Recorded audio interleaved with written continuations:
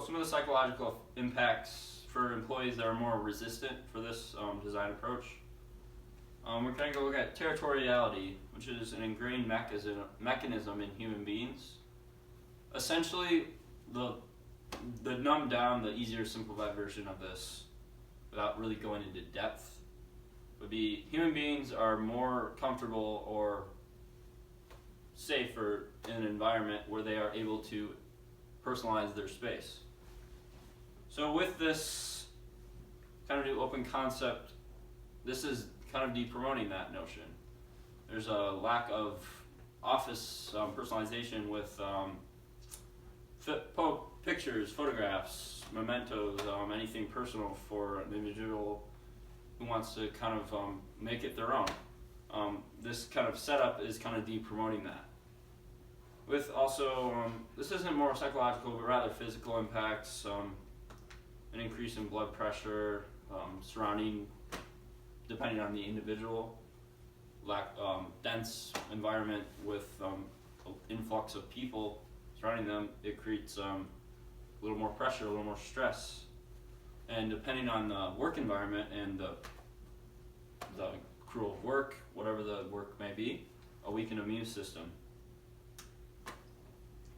So we're going to look at two projects that kind of implement in this design layout to kind of overcome the shortcomings that their current space did provide.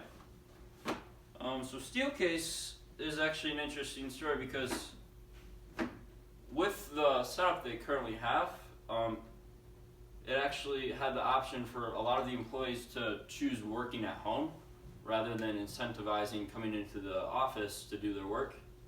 This created a very lack of energy with the actual space itself, and on-hand activity, employee participation, because they were choosing to work from home. This created a deserted lack of energy in the atmosphere, which counteracted the business's approach, as it is a business that capitalizes on creativity with their designing of furniture, office supplies, that sort of thing. This was counteracted with providing more amenities, more communal spaces, a terrarium, like kind of a courtyard approach within their headquarters. This created an incentive to be in the space because while work is at the forefront of why you are coming there, it is a space to encourage friendship, acquaintances, creativity within what the space provides. The next organization that kind of took this approach with their new office would be Danfoss Construction in Ada. So I actually had the liberty touring Danfoss Construction about a year ago with their current space that they are having. They are in the process of renovating and completely moving into a new headquarters. So something I did notice is the lack of acoustics that the space provided. It was very closed off, very traditional in the sense. Cubicles, lack of fresh air, lack of openness, lack of lighting, dimness. This isn't a space that fosters creativity. It rather creates pockets of isolation, which isn't ideal for the collaboration needed for the many divisions across the office. They have in-house engineering, in-house architecture.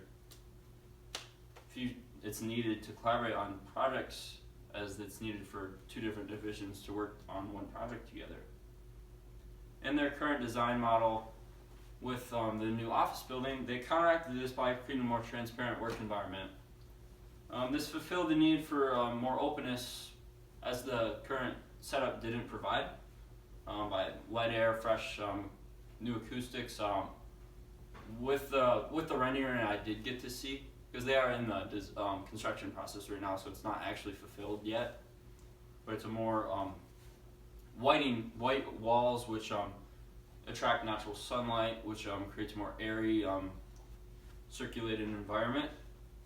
But they also still fulfilled the need for private meeting spaces, as with clients, potential employees, meetings, interviews, personal work, individual work, private phone calls. This kind of setup really fulfills all the shortcomings that an open space provides or gives, because as it is a setup that fosters collaborative efforts, it doesn't really promote privacy. So the cost of these design choices, it varies considerably depending on the location, the degree of the build out, and the actual office space itself. The best I could kind of find really that across the total an average across the nation would be approximately $196.49 per square feet. This price can be offset considerably depending on the level of TI package, which is essentially an allowance, if you will, that a tenant provides a business or organization for interior renovation. This doesn't apply to a physical or moving out the space itself, but anything interior that needs to be done, which would be acoustics, furniture renovation, carpeting, flooring, HVAC systems, this could be applied to that. So construction costs actually vary greatly between regions across the U.S. In contrast with the belief of what you would think, LA metropolitan areas and Seattle are quite affordable in comparison to cities like Detroit, which are kind of on the up and rise in construction and retail costs. I believe it was like 146, 49, and Seattle was about 150 compared to Detroit and Chicago, which I believe were like 160, 170 per square feet.